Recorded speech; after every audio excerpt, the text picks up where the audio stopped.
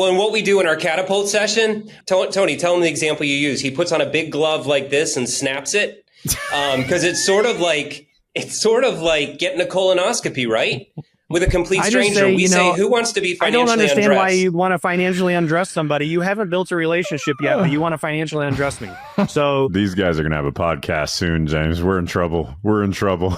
You talk about it privately. We talk about it publicly. This is the Real Estate Insiders Unfiltered podcast. Welcome again to the Real Estate Insiders Unfiltered podcast. I'm your host, Wiggy, along with my crazy uncle over here. That's me.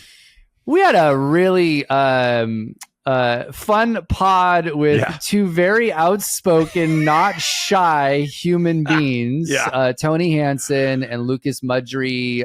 They are just hysterical. They're with Better Homes and Gardens Paracle. We asked a few questions and then we're laughed probably about 30% of it. So give everybody some background on what we talked about. Yeah, they were... They covered so much ground, and you can tell that they have a great working relationship. This is a fun one. You're going to like it. They dug in on the power of consistency and the importance of it, positive mindset. They have this concept called the dumb tax, which I love.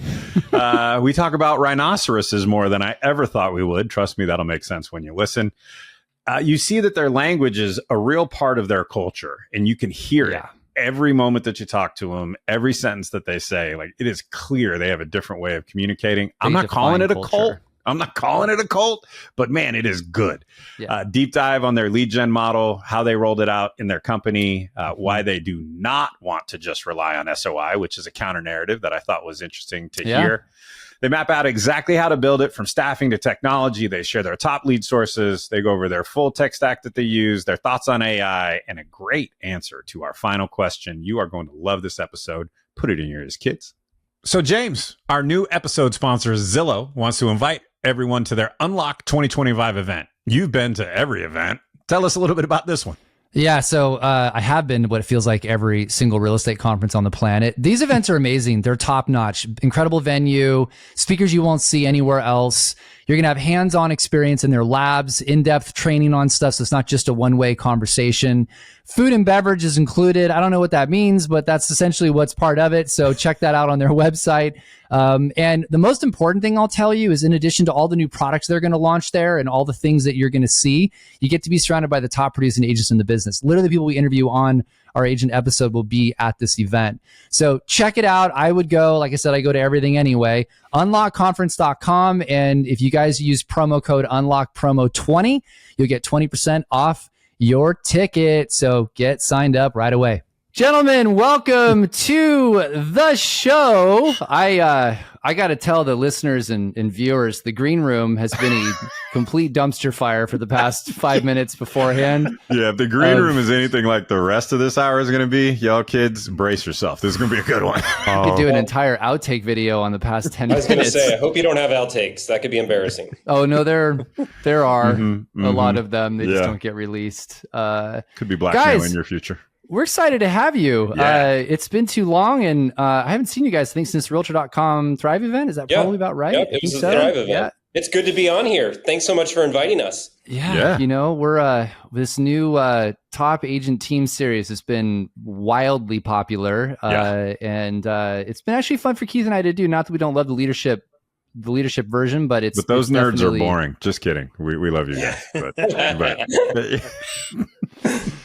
funny. So I'm surprised little Gary Ashton was actually well received, but to each his own. I mean, Gary's Gary, right? So no, shout out to Gary. He's amazing. We love Gary. I love Gary. But we all know Deborah is actually the person that runs the show there. So yes, Oh yeah, 100%. All right, guys. Well, let's do this. Let's give everybody a little bit about your background. Just do kind of quick how you got into real estate. How you guys became one of the top teams in the United States. Like, we'll start there, and we'll go with you, Tony, first. Little speed round background and what you do today, and then I'll come over to Lucas. Absolutely. So I came out of my mother's womb carrying a briefcase and a real estate sign, and literally my family's been in. Yeah, it was a C-section, and I literally have been in real estate my entire life. So my parents were in it. Land development and home building was their specialty. So I really was more on that side of it. And then really has been most of my career in the real estate field. But then in 2018, Lucas, the best thing that ever happened to him in his life other than marrying his wife was he got me as a partner, and we decided to grow this thing together. And we've done some pretty incredible things as a leadership team and as a group of real estate agents across the Carolinas. And, we'll maybe dive more into it later, but that's a quick. Well, ironically enough, I actually started therapy in 2018, so I'm not sure of the coincidence. But causal or correlative? What would you? Yeah, that is the question. That is. Did he do the best man speech for you, Lucas? Just curious, as I feel like there might have been some. I need banter someone there. that's a little bit more articulate. But unlike Tony, my story is a little bit more interesting because I did not come out of my mother's womb with a briefcase nor interested in real estate. I actually started as an attorney for 12 years, sort of similar to the route that you chose, James. And after 12 years, I just sort of lost my love. And every day that I went to work, I didn't have that passion. So I had the Sunday morning blues is what I called it because Monday was coming around the corner. So I wanted to do something that I was truly passionate about. And I wanted to gravitate toward an industry where I felt like there could be some improvement. And when people came to my office and sought legal counsel, they were actually looking for professional advice. Yet whenever I used a real estate agent in my own personal dealings, I always felt like it was far less than professional. So I was like, if I could actually do something that I enjoy and change an industry. So back in 2012, ended up starting Paracle with just myself. And just was a guy that wanted to sell a few homes, and it's birthed into what it is today. It's a really cool story. We always get to do these interviews and where people, how they got into residential real estate. Man, it is all over the map. Like just variety of. Yeah. But most did not come out of the womb with a briefcase and a for sale sign. No, very special. Most of us ended up here. Yeah. That's Tony, cool. are you excited that the MLS book is coming back since you remember what that was? I really do. And I remember going into my dad's office and seeing just like what's behind Keith, it was like a whole bunch of books with all your zip codes, and you just pull those bad boys up like a phone book. And that's actually how I met my wife. So I found a phone book and started chasing her. I'm old school. I'm only 43, 1982 born, but I can actually I can go back. You're an old soul. Yeah. For sure. Tell us about your company, just so we have context, size, scope, what states you're in, how many offices, how many agents. Sure. So we span the Carolinas. So we have 5 different offices. Our main headquarters are in Charlotte, North Carolina. Then we're in Fort Mill, South Carolina. We're in the Raleigh market, Myrtle Beach, and then the Bluffton, Hilton Head markets. We operate in other areas as well. It's just that's where we have our brick and mortar. We have about 400 plus real estate agents, and we're doing just about $1 billion in sales a year. Wow. Congratulations. That's amazing. Congratulations on that. Beautiful place to do real estate too. I mean, so many amazing markets down there. Yeah. Love it. 100% humidity. Where Tony and I spent a number of years, like Tony spent some time in Michigan. I spent some time in Michigan. So we know what bad markets are. We know bad weather. Yeah. Michigan bad weather, which is why we gravitated towards the Carolinas for a variety of different reasons. Because you guys like humidity? Yeah. But what's great, unlike James out in California where the cost of living is so high, we've got the benefit of the mountains and the ocean, and the cost of living is reasonable. That's fair. Who gets the last laugh? I wouldn't really call those mountains, but you can if you like. I know you Carolina guys like to say that. The Sierra Nevadas are a little different. We actually have elevations. I would concur with that. Yeah. I love the shit talking is amazing. This is my favorite podcast. When I tear people down, it makes me feel better. I get it, man. That's just good. The attorney, and you've got legacy attorney issues. It's okay. Right. Yeah, and he missed an office. He just had to sign a lease recently, I think. I didn't sign the lease, so he's probably the guarantor, not me. But the Winston-Salem, Greensboro. We've been up there for a couple of years, but we finally inked a deal on an office because we've got, I don't know, maybe 15 agents up there now. Nice. So it's time to grow that area and start pushing into that marketplace. I'm gonna have a lot of questions around culture because I think just I've known you guys a little bit, but just I can see that there's we talk about this a lot on the pod, and Keith and I have talked about it in a lot of keynotes that we do. That agents are attracted to the broker first. Yeah. and like who's running the operations. And I can only imagine the culture you guys have in your organization. Yeah, I bet your sales meetings are a riot. Yeah. Which is what it should be. Like, it should be fun. And it's funny. Someone sent me a hat the other day, and on it said "Make Real Estate Fun Again," and I thought that's a great hat. Like, no, I would awesome. I would appreciate a hat like that. Yeah. Let's do the rapid fire. So, as you can see over my shoulders here, I like to read books. What's your favorite book, podcast, content you like to consume? If you could give me one piece of advice of where to go to get better as a leader or as a real estate professional, where would you send me?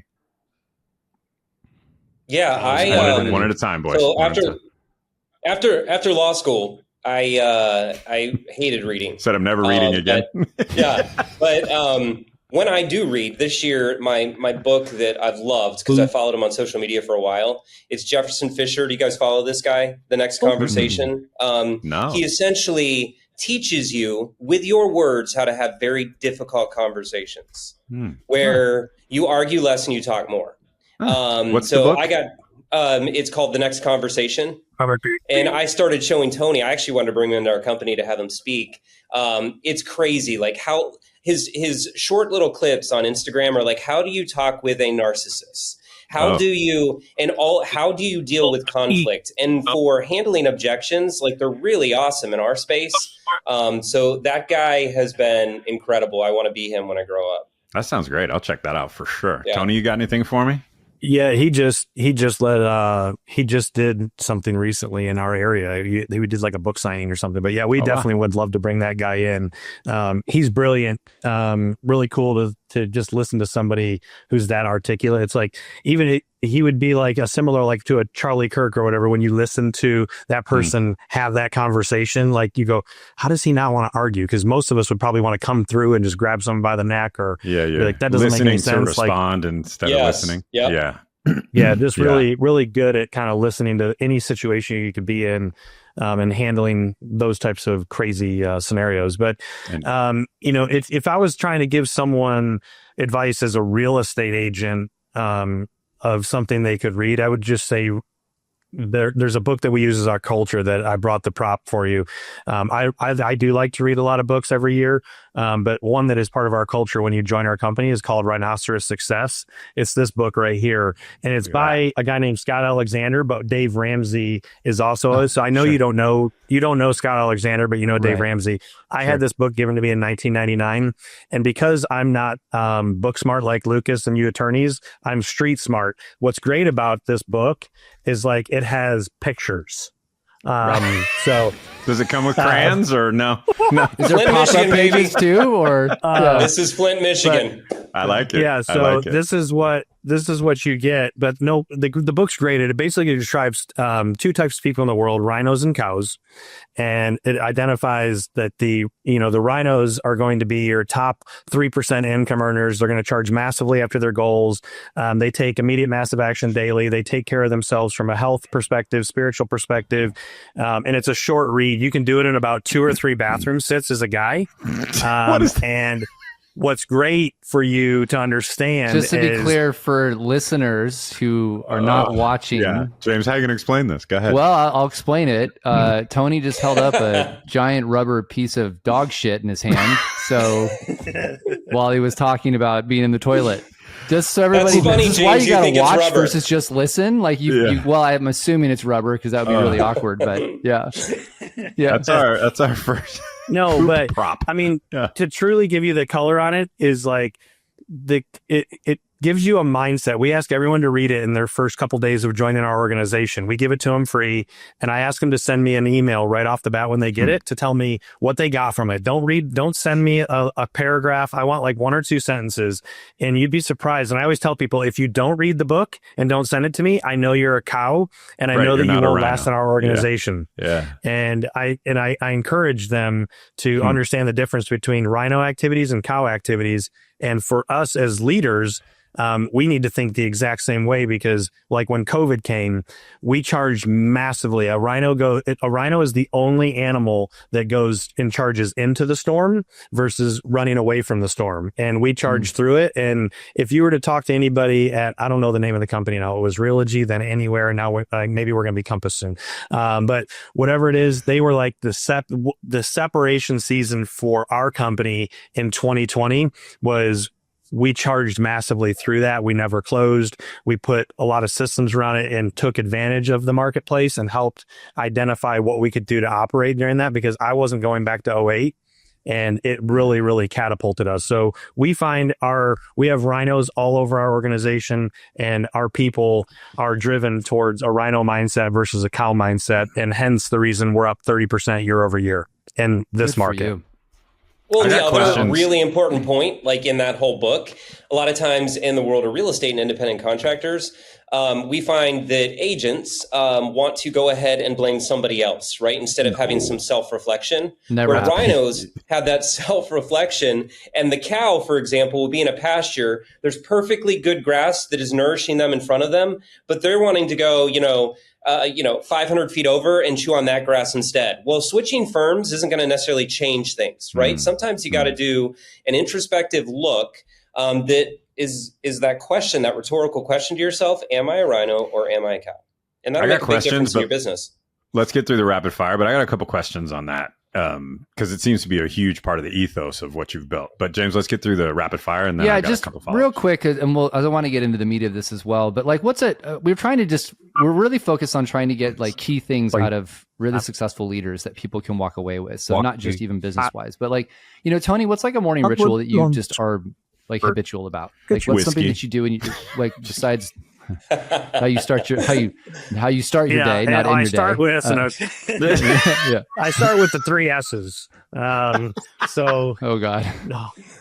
So yeah, you knew that was coming. So no, shower, thanks for setting that up there, Keith. And yeah. So I think for me, I'm not a big sleeper. So I'm a big believer in 18 hours a day. So Ed Mylett would be someone, if I was going to add to that book thing, I love Ed Mylett as a leader, and I believe in a lot of what he says. And we coach to our people that there's 3 days within a day. So in that first 6 hours of every day, I like to get as much accomplished for working out, doing devotions, and getting my head right. Because before I start my day from a business perspective, I run a call every day that every leader might want to hear. I run a call at 8:50 a.m. consistently. If I'm on vacation, no matter where I am, a 10-minute call for our entire organization, including our leaders. That's called a positive mindset. And then I also give like one sales tip to encourage our people. So in 2023, when rates hit 8%, I thought I was going to lose my mind. And I didn't know how to get to all of our people as fast as possible. And I didn't think just having a leadership meeting, hoping I could get it down there. I was like, how do I get from the top all the way down to the agent level that's talking to the consumer to open the mind? And I do this 10-minute call. So that is our morning ritual that I would say, outside of like my own personal things, that has changed the direction of our company significantly over the last we're almost on year 3 of doing this. You do it every day or every week? Monday through Friday. Okay. 10 minutes a day, no matter where I am in the world. Sharon does something like that too, right? Yeah. I think it's such a from Tony. Yeah. But that consistency, what I find really powerful about that is it's so few people, especially independent-minded independent contractors, right? Because most of the time we'll work harder for others than we'll work for ourselves. So it's hard to get up and do anything consistently every day, 5 days a week. And that's really smart. Yeah, really Tony, smart. That's a compliment, by the way, because Sharon's amazing. We've had him on our pod. It's just a really amazing leader. And he does, I don't know if it's the 10 minutes, but he does a call where he just like, I think it's like called power something, but he brings people club on. Or something. Anyway. Yeah, something like that, where he brings people on just to do some motivational stuff. And it's really highly attended. So, and then Lucas, just give me like, I don't know, give me someone like somebody who's the most influential person in your life. Like who do you go, this is this amazing human being that I look up to or That's been inspired by? Just so I think I'd have to go with my dad. My dad, incredible man. I guess he's 83 now. Just celebrated 50 years of marriage. Congrats, mom and dad. But my dad has always been somebody. So they had like a school growing up. They're both educators. They started a small Christian school in Florida, but as you guys probably would guess, that's not a huge moneymaker. And I was the youngest of 5 kids, so my dad had to make ends meet. So my dad always would dabble in real estate and business dealings, real property, billboards. And that's really where I got the, I caught the flu, if you will, of entrepreneurship. Just seeing him in the heat of a deal, and that energy that you get, that shot of dopamine when you're almost there, right? I just remember Dad coming home and getting so excited about closing deals, and just to see what it allowed our families to do, that we could do the vacations that we did. We could have the things that we had, when if he just would have relied on the school, it wouldn't have happened. So my dad is probably the reason why I do what I do today on the business sense and the personal sense. Great answer. Great answer. I love that. I got a couple of Rhino questions. Can I ask them before we get into the other ones, James? Or you want me to? Okay. Yeah. Well, so first of all, like managing a pack of cows is much easier than managing a pack of rhinos, right?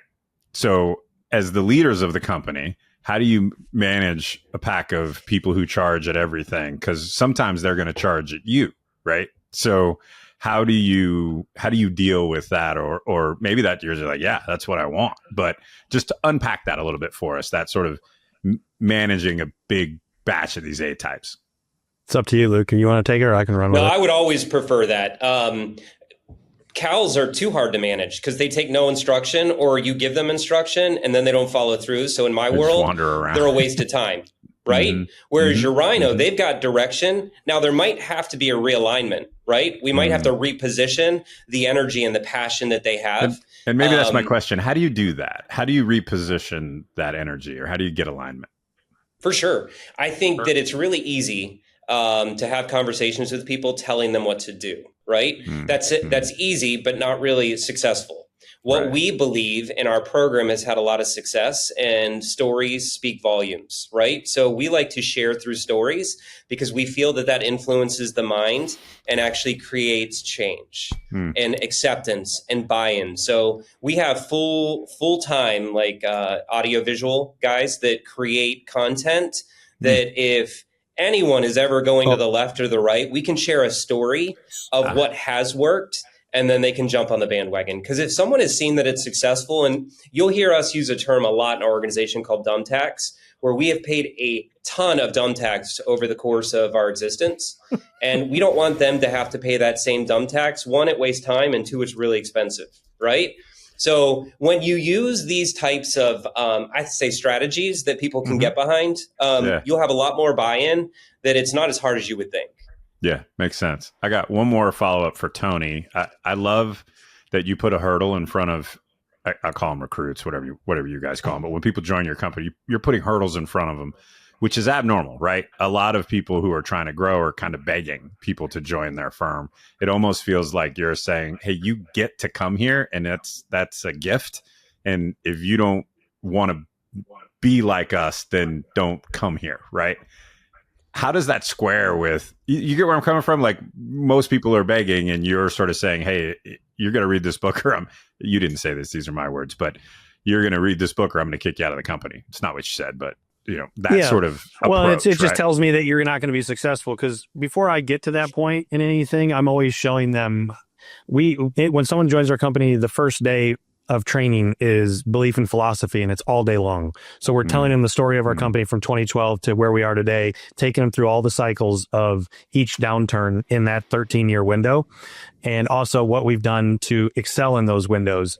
And then we take them to the money part of the business, and I break it down to like $80,000 a year, $100,000 a year, $150 a year, $200 a year, $500,000 a year, $1 million a year. And I break it down to $520 an hour. And I break it down to, $100 an hour at $200K. And I break it down to $4,000 a week, $16,000 a month. And I let them see what real money looks like. I actually always carry cash in my pocket, y'all. If you ever jump me in California, because I know this is what you do out there. And it's weird, they're all ones. Hey, I always have. If you want to make $1 million a year, this is what it is per hour. It's $500 an hour. So now that doesn't mean you get to keep it all. But what I'm getting at is I'm opening their mind to say, do you really want to make $500 an hour? Because there's cow activities. Cow activities stand at the front of Walmart and say, check your receipt, or say, welcome to Walmart. So do you want to have, and not that that's a bad job if you're planning to do that in retirement, Keith. But just for the health benefits. If you want to make $200 an hour or $100 an hour, I'm like, at the end of each day, you need to be able to say, well done, good and faithful servant, that I earned this per hour and I did the right activities. And we're going to show you how to do that. And you'll know real quick when you're sitting on your couch if you're doing cow activities or if you're actually taking advantage of the tools and resources I'm about to deploy you with. Because I always tell people, this is the secret sauce. I've got the secret sauce. You just got to plug in, because like Lucas said, we've lost millions of dollars paying dumb tax. Yeah. Well, you know what I love about what you just said is, I'll bet you, and I do this all the time, I'm in a room, I'll ask, the audience, like, how many of you know what your hourly rate is? Nobody has a clue. They have no idea. And they don't even think about it that way. And what's ironic is, to your point, you've done that math and you're breaking that down and going like, this is the amount of money you can earn per hour.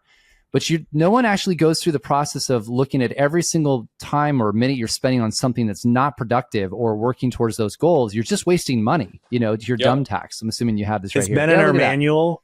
There you go. It's been in our manual from day one. Yeah. So, I mean, it's for those listening, he just pulled out the business planning and financial goals, and there's a picture of a rhino and a cow right next to each other on it. And to give you a little bit of context, he just brought that a big book up on the screen. That's our catapult manual. So that's our proprietary sort of sales process for lead conversion in our company lead program. Yeah. Okay. I got one more, and then I promise we'll get back on track. I'm a clock killer today, but is there a time where this rhinoceros approach has been challenged? Like, were there times where it was a difficult call to be a rhinoceros and where your culture was really challenged and then you pulled through it because of it? You get where I'm coming from? Like, cultures. I would say the market that we've been going through. But for having the rhino culture, you could come to work every single day and find a reason to be negative on why it's going to be a very sucky year. We refuse to believe that. And our position for all of our advisors is that there are going to be a certain number of transactions in the markets in which we operate, and we are going to get our fair share. And that fair share is going to make us super successful. And from Tony and I's perspective, there's a lot of different definitions of success, but from a business perspective, like, we want that profit and loss. We want that profit to be, strong. Yeah. And the same for the individual advisor. So we're teaching it from our level all the way down and growing a book of business. So from, the 3-prong of a business, I mean, we've got recruiting, and then we've got getting these people into production, whether it's sales and listings, and then we've got our home services. So for individual agents, though, like, they need to have a model that they can run to every day. I always tell people, my mother-in-law, God love her, she's coming to California with us, but she mixes like different weight things. And she's not overweight, but she'll try stuff. She's like, hey, I'm going to do little Weight Watchers. And then Jenny Craig, she's back. So she'll mix in Jenny Craig. And it's like, you can't have 2 weight loss programs and try to get a result. So what we get, it's like, we have to get people focused on the rhino mentality. Cause it's like, if I don't care what your last broker taught you, you were broke over there. So don't try to mix in a little bit of broke and a little bit of wealth and think that it's going to match. Hey, you referenced them as advisors. Talk to me about that real quick as we dive deep into your structure. Sure. You've said that multiple times. So goes back to Paracle. It goes back to Pericle. I was just going to say that. So our company name, we believe a name means everything. So our company name is a Greek word, Pericle, that means to come alongside, to advise, and to counsel. All the way back to 2012, the whole reason that I got into the industry is because I felt there was no guidance. And that's a overarching statement, probably a little too broad. There are really good agents out there. I got you. However, there are really bad agents out there. And I happen to deal, and I think predominantly, there's a larger majority of really bad agents that treat it as a part-time hobby instead of like a career. And I'm always like, hey, would you go in for heart surgery? Do you want a part-time heart surgeon? This is the only industry that you can work part-time and be really good at it. Right. Yeah. So back in 2012, when we started it, I wanted the name to mean something. So Pericle, that Greek word to come alongside, to advise and counsel, it is from the top down. We believe that we should be a really good example of who we are to come alongside and to advise all of our agent advisor base to make them the best that they possibly can be. And through that example, we expect them to show Paracle and to live Paracle in their interactions with all their clients, right? To make sure that we aren't simply just a door opener and a paper pusher. We are there to actually bring a brainwave to the transaction with, arguably one of the largest transactions that this individual will actually be ever consummating. Do. Yeah. So follow up on we decided that. to go by advisor, and it's really nice too, James, because when people say, I've already got an agent, it's a great turnaround in our scripting to say, great, because we're not agents, we're advisors, and let me tell you why.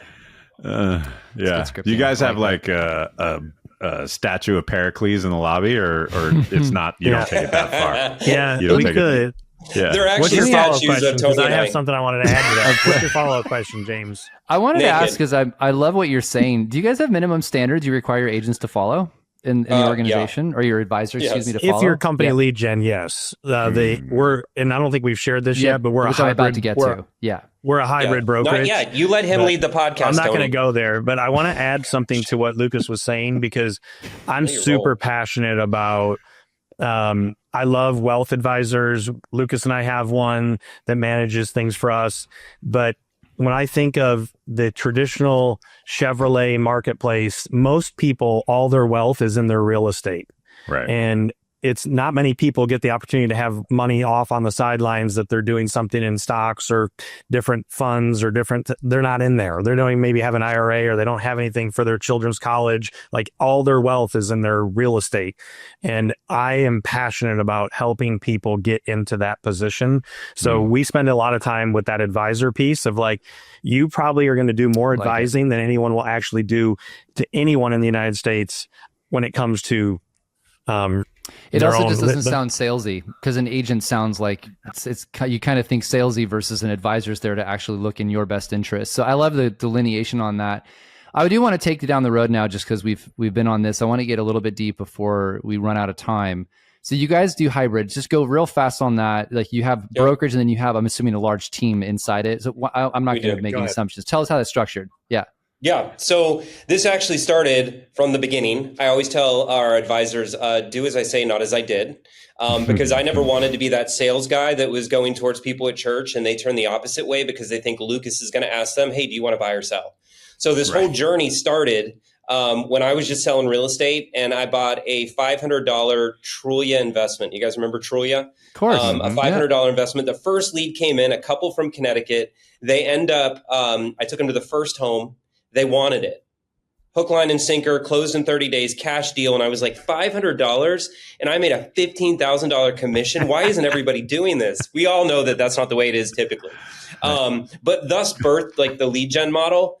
So from that $500 spend, now we spend close to $500,000 a month on company leads. And from a owner's perspective, Tony and I never felt comfortable relying entirely on a sphere model.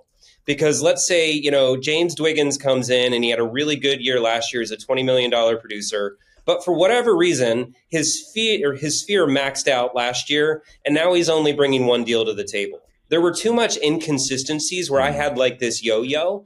Whereas when we have the lead gen side, we know that that's very predictable. We've got it. It's come down to a ratio now where if we buy a certain number of leads with a certain conversion rate, this is what our company is going to net, right? With an average sales price. So for us, there is stability, and especially stability now. Tony and I look at each other and say, can you imagine if we would have invested entirely going in a sphere-based model?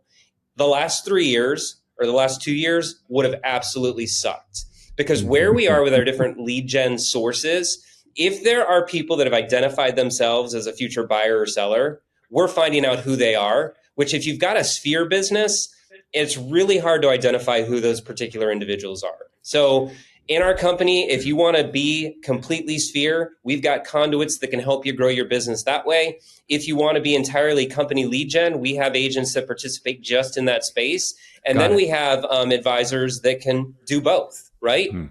And talking about your minimum basic standards, absolutely. We can't spend the money that we spend and not have standards that are enforced. And there are a ton of great platforms that we've been able to harness in that lead gen program that have taken our our accountability and our coaching to the next level. So every one of our offices has a lead gen program. Each lead gen program is overseen by a lead accountability manager. Okay. And that lead accountability manager is enforcing all of those standards, and there's a variety of them. And if those standards aren't enforced, can you imagine like the integrity of the program? Like, yeah, it wouldn't work if there's no consequences. Can I interrupt just to make sure we Sure. get this? Because you've got a lot of gold here and I want to make sure we get these things out. So first one is, what are some of the sources that you're using just for context? Are they different per office, or is it just general you use these lead sources that you work with across all of there's a variety branches? of different ones, right? Like there's more organic types of searches that we're running, and then there's so that's pay-per-click then? Yeah, Pay-per-click. pay-per-click. Yeah. Then we've got your realtor.coms of the world, your Zillow. Okay. And, So you work with both those companies? Yep, we sure do. Okay. We always hear in these agent talk spaces, right, that I'm a part of on Facebook or wherever the chat groups are, about how bad those leads are. And it's like every time I hear that, I cringe, because there's no such thing as a bad lead. We don't even refer to it as a lead. We call it a relationship opportunity. You don't know what opportunity exists. Words matter. Yeah, no, it really does, because that's why it's going to sound weird to a lot of people that are listeners that we don't pre-qualify before the first showing. And you might think, guys, this is such a waste of time. No, it's not, because it's a relationship opportunity. If that person isn't qualified, our scripting, our relationship building, we're going to ask the right questions that even if they're not qualified, I could get a possible client out of them that they know. Right. Smart. Right. Really smart. Okay. Yeah, and I argue this heavily. Just what he just said, I usually get a lot of backlash in the real estate industry when I say I don't believe in it, because we actually own one of the largest real estate schools in the Carolinas, and we actually train through the Real Estate Commission to always pre-qualify before you ever show a house. That's what they train. But once you get over on this side, I say I'm going to untrain you, because I think it is the most rude thing to do to consumers. So I want you all to imagine, and you and I, James, have talked about cars. I got a car problem because I grew up in Detroit. And if I walked into a car dealership today, anybody, and when I bring it to the light of most consumers or even real estate agents, say, just imagine when you walk into the car dealership today, if right when you walked in, they said, excuse me, before you look at a car, touch a car, do anything, come over here to our finance office. We'd just like to have you sit down. We're going to see if you're even worthy of any of our sales reps' time today. You would flick them off. Good thing we turned our reactions off, because we don't know what would have happened on that. But, you know, it's like, what we do in our catapult session, our training, Tony, tell him the example you use. He puts on a big glove like this and snaps it, because it's sort of like getting a colonoscopy, right? With a complete stranger. We say, who wants to be financially undressed? I don't understand why you want to financially undress somebody. You haven't built a relationship yet, but you want to financially undress me. So these guys are going to have a podcast soon, James. We're in trouble. So it doesn't make sense to me. Yeah. But that's why I know that we capture more deals, because, you know, I think it was NAR that did the study quite a few years ago. It was probably 2-3 years ago that said the lifetime value of a client is like around 120,000 or something. I'm like, every opportunity is 120K. And I mean, people like Bezos, or what is it? Ellison was the one that became the wealthiest the other day. Or something, like whatever. Yeah. Somebody, whoever these people are, it's like, these are the people that supposedly can step over like $100 bills laying on the ground. And then it's like all these agents can step over $120,000 opportunities. I don't understand what you guys are doing. You have a GED. You have a GED. That's what it takes to get the license. Yeah. You know, 1000 Watt's been about that a long time. You know, Brian and Mark, they talk about, you know, stop using words that just kind of like just make people feel like they're just a number versus, you know, a relationship. And I love that. I want to get a few more questions here, because I want to get really deep for people to hear. So you mentioned software. Can you give us just like sort of what's your playlist of what you guys are using in your company to manage that? Because next question is gonna be minimum standards. So like, how are you dividing leads out? What does that look like? How is it being monitored? All of that. So true, because if we have these standards, let's say it's a call standard utilizing our scripts, if it's a texting standard, if it is an email standard, like if you can't monitor that, like how effective is your program? So we've gone through a lot of different iterations of a lot of CRMs, and we feel there's no perfect one, but Follow Up Boss is definitely the heartbeat of our organization. Okay. And then we pair that with Maverick. RE. And then we also utilize like texting software that's integrated into FUB called Texting Betty. And those are the primary platforms that we try and utilize. We always want to be up to date, but we also don't want to platform out our sales team, because you guys know the personality disposition of a sales team. They hate CRMs in the first place. So we want to make it easy, but we're definitely utilizing every single measure and component in our accountability meetings that we're having every month with each of the advisors. And so you're treating it like a business. You've got KPIs, you're watching all these numbers, you're making sure people are following through on it. What is the minimum standards? And I'm two part. Minimum standard that you're looking for when someone's doing corporate leads, as you referred to them, or corporate, relationships. And then what is a minimum standard of production, or do you not have that? I'm trying to dig a little deep on how you guys keep people, like bring people in, hold them accountable, and then when you push them out. So everybody has a different goal. We have some people that are wanting to do $20 million on company leads. And then there are some people that just want to do 3 million. So if you are taking a company asset, you're going to notice as you talk to us, there's a common theme, and that's called disciplined stewardship. Too much is given, much is expected. So if you take an asset of the company, I'm expecting you to steward it. And your stewarding is based on the volume that you've claimed, right? So we typically look to the gold standard of what is your conversion ratio. There's a lot of different conversions that we use, but the gold standard, as you can imagine, is leads claimed to leads closed. And that is the first standard. So if you're not hitting that standard, there's nothing else to talk about. But we do have smaller steps that you use along the way to make sure that you're getting that conversion, right? The number of call attempts that you're doing, the number of texting, the number of video texts, the number of bombs, that kind of stuff. And then we're also listening to your calls, because if you're not getting the appointment because your calls suck, then we need to sort of do some triage. Coaching.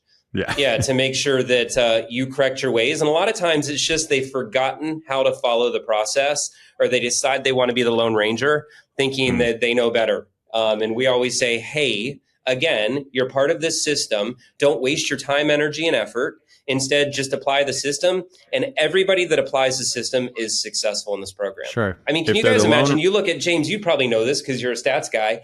I don't really know it. What is the average number of transactions that a very new real estate agent would do in their first year? 0 recently. I think the answer is it's sub 4, but north of 3. Yeah, it's very small, and there were very few. There was like 70% of realtors didn't do anything last year. It was a really bad. Isn't that crazy? Last year. It blows our mind, and not necessarily to their detriment, because sometimes they just don't have the opportunity. Maybe their sphere's really low and they're not with a company that actually subsidizes a lead program.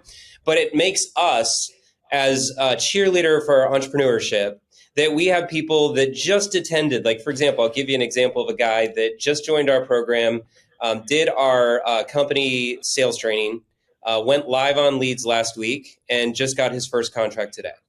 Yeah. I mean, that is like a microwave society of like, hey, I want to see success and I need a win, right? Because I think a lot of people get out of the industry. And when I say people, real estate agents first year, because they haven't had wins, right? If we can get them a win really early on, it gets them excited, to your point, Keith, about the Rhino mentality, right? Yeah. It's like now they really want to charge a lot faster. I read this stat a long time ago. I don't know if it's still true, but it was something like agents who entered into contract in their first 90 days had a 90% chance of staying in the business for their entire career. Right. Yep. It was, we believe that. It was monstrously correlative. You get them that hit of dopamine. Yeah. They taste that forbidden fruit. Yeah. I wanted to add one thing in here, and then we'll get to 2 final questions. It's interesting. I was doing a strat planning session yesterday for an organization, and I was trying to help them think about the fact that there's this massive opportunity to actually charge more. And what I mean by this is you can charge consumers more if if they see value in convenience and service. Like every study you can possibly ever read is people pay a premium for it. But I was trying to apply it to brokerage. I said, this industry has been on a race to the bottom. I'm going to make an assumption that you're not the most inexpensive brokerage in town, But I bet you guys, your production's probably, your per person production's very high, and your agents are very satisfied. You have a very high retention rate. And I say this like nonstop. I go, agents have got to rethink how they look at the company they're working for. It's like, if you're going to save 5% because you're going to a company that's charging you 5% less, but do the same transactions, great. How about you find a broker that helps you do 10 more deals and it doesn't matter about the 5%? Like, the mindset that the agents have is, in my opinion, so effing backwards that it's like you should be looking for where you're going to actually be successful. The conversation on split should be the last question you ask. Yes, it should not be the first question you ask. It's the last question you ask after you've investigated like how they're going to help you get there. 100% of zero is zero. Right. Well, our recruiting team is trained on that. I mean, that's all they do is use systems like we use Corded to track all of our people. So like, for example, if I had James Dwiggins not join me and go to somewhere else, we watch them, we put them on calendars, and it's like 30 days, 60 days. It's like, okay, you didn't join us. The person that you would have joined the class with that's downstairs right now already has 5 deals under contract. I see you're still at 1. What a great pitch. So we go and we just keep showing them, and the next thing you know, they're like, I made a bad decision. She's already told me 2 today that are going to be joining us in October that were from previous. They're like, I didn't join and we are our onboarding costs are more. I mean, there's a lot of it. Yeah, but you're getting more value, which is the same point I'm making. Like, people will pay what they perceive as a premium for service, convenience, value. We just are, as an industry, we've just been on this race to the bottom. Well, and there's a distinction with our program too, because I think a lot of teams out there, if I close your lead, then that lead and the fruit that comes from that lead will always be the team's, right? We have a little different model because I don't want our advisors to invest all that energy and be on a hamster wheel thinking they're never getting off. We do have some advisors that continue to stay on our program. We'll do 20 million a year, and they don't do the things that they should to grow that. But what we teach is, hey, close leads on our company lead gen program. The first 2 deals, so whether that's a buy or a sell or a buy and a buy, whatever it is, then after those 2 deals, the fruit that comes from that lead will now go towards your sphere. So really, in 3 to 5 years, we've just basically thrown gasoline on your ability to exponentially grow your sphere, i.e. your business, and you're not on our company lead gen program after 3 to 5 years. We're teaching it's basically a fast start program. That's the difference. And I was going to say that a minute ago. I'm glad you brought it up, is the money tree. So we want them to not be feeling like they're hooked on our business. Like, it's 2 to 3 years. We're teaching them to get off of our lead gen and have your own book of business. And now you're on this side of the hybrid. And I teach them to be like Lionel Richie. I start singing. I'm like, hey, your own business is like easy like Sunday morning. Sing it right now. I thought you were going to go down all night long for a minute, but I was That's pretty good. That's pretty good. All right, 2 last questions, guys. 2 last questions here. I'll ask one, and Keith can close this out. I just want to get your take, just because we have to ask this question, is obviously front and center. But obviously there's all this AI crap going on. Everybody's talking about it. Just how are you guys looking at it with just from your perspective of where are you looking at AI? Where have you implemented? Like, where are you most interested? Like, what's kind of your Lucas, tell them about Hey, Paracle. There's so much good stuff out there, but you're right, James. I mean, you can get so distracted. I see firms all the time, technology, and they have such a huge stack, no one's using anything, right? And I think AI, I think a lot of people are afraid to use it. A lot of people are maybe resisting a little bit, so they haven't integrated into their business. We feel that it'll be a great aid. So I'll give you some examples of what we've used. So as we have grown exponentially, we have a lot of newer agents, right? That was severely handicapping a lot of our leadership team with questions that were very redundant. So we engaged the help of a company called BrokerBot. Have you guys heard? Yep. Mm-hmm. Yep. That's BrokerBot. Jeremiah and that group over there that are. Which has been incredible. So it's just not, it is tapping into the traditional chat GPTs, but it's also putting over like a filter, because a lot of times if you put garbage in and you don't know how to ask a question, like that's really going to skew it, right? Well, what they've allowed it to do is like put it in the context and reframe it. in the context of real estate.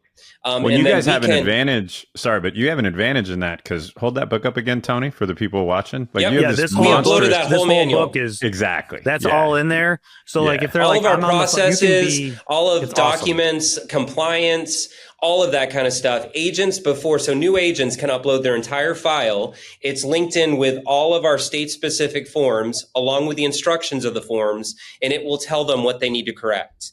If they're wanting to know, hey, my client just decided they didn't want to move forward, but the check for the due diligence in North Carolina hasn't arrived yet, like, what do I do? Like, that can all be answered at Hey Paracle, which is just our vanity name for BrokerBot. And then Tony and I have used Fixer. Fixer's been from I mean, it's crazy. I mean, when I just went to Norway for 2 weeks and I had limited access to my email. Norway. Well, when I would come back, when I came back and got internet, I had like 18 emails waiting, and I could not believe it looked at the context of all my other emails and responded just the way I would have. And I always look at myself as like a really good emailer, right? I sort of feel like I'm shafted now because it doesn't require me to have my Lucas doesn't like AI because he feels like my street smarts, it's made me more book smart. So like I use it probably 100 times a day. For so many different things that I love, whether it's the chat versions or Grok. We're using a lot of different video components to create really cool video AI stuff that we're using. And then did you look at Sonora 2.0? That thing is wild. The newest No, release. I'm gonna write it down. I'll send you a link. Don't worry about it. I'll do it after the show. Yeah, I mean it's been so good. But our team, what's great when you said this model, they're having this book in there. Our agents could have Hey Pericle up, which they've got the QR codes all throughout the buildings and all the agent spaces.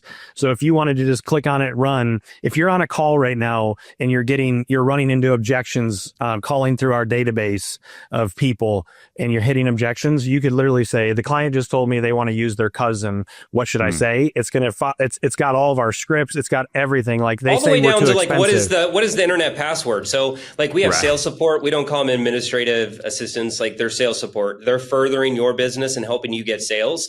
But instead of them coming up and saying, hey, how do I access the office on a weekend? Or what is the code to whatever? Like they can type it into Hey Paracle. How do I get the printer on my computer? It's opened up the bandwidth. We also are utilizing AI in regards to recruiting. We've also integrated AI voicing with some of our lead gen. So there's a lot of different components that have really streamlined a lot of our processes. If people that just aren't doing this are just missing out, because that's just a massive amount of administrative costs that you don't have to continue to take on. Your OpEx in time will get cheaper because you're deploying all of these services. Look, the people who say they aren't interested in AI right now, it's it's like someone saying they're not interested in the internet. Like, there will be the blockbusters, though. They're going to be the blockbusters. Well, you're going to get there eventually, whether you want to or not. So you can either be an early adopter, the middle of the bell curve, or the late adopter, but it's coming whether you like it. It's coming at you like get ready, boys. It's coming at you like a rhinoceros, whether you want it to or not.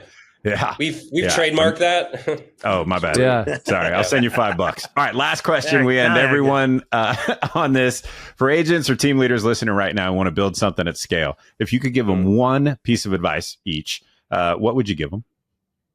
Don't scale too fast. Like that's everyone wants to scale. And like Tony and I are really good yin and yang because Tony's like, take over the world. And I'm always like, hey, let's slow it down a little bit, right? And there's a happy blend there, but a really good example of that Subway, right? Like Subway grew so fast, and then what they had to do, they had to consolidate, right? So Tony and I are very intentional about not growing too fast, like stewarding the resource. We don't need to go to this market yet when we haven't saturated this market, right? And then being intentional with the opportunities. For us to scale, since our happy place is lead gen, we know it really well. We're sophisticated at that particular engine. So that's how we lead. We went into Myrtle Beach. We went into the Hilton Head market, all with lead gen.